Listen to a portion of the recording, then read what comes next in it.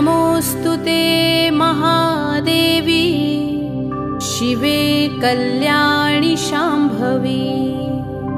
प्रसीद वेदविनुते जगदम्ब नमोऽस्तु ते। जगतामादिभूता त्वं जगत्त्वं जगदाश्रया। एकाप्यनेकरूपासि जगदम्ब नमोऽस्तु ते। सृष्टिस्थितिविनाशानां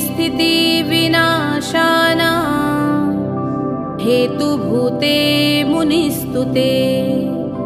प्रसीद देवविनुते जगदम्ब नमोऽस्तु ते। सर्वेश्वरी नमस्तुभ्यं सर्वसौभाग्यदायिनी। सर्वशक्तियुते नन्ते जगदम्ब नमोऽस्तु ते। विविधारिष्टशमनी त्रिविधोत्पातनाशिनी।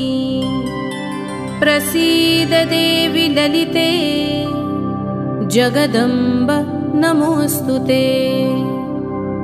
प्रसीद करुणासिन्धो त्वत्तः कारुणिकोपरा।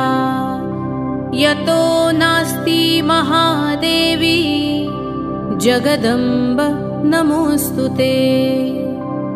शत्रुञ्जयी जयं देहि सर्वान् कामांश्च देहि मे।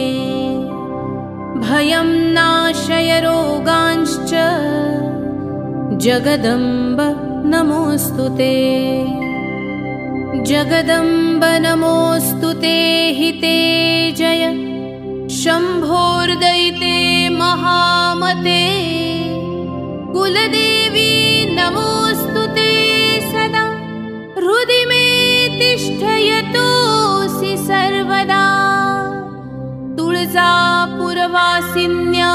देव्यः स्तोत्रमिदं परं यः पठेत् प्रयतो भक्त्या सर्वान् कामान् स आप्नुयात्।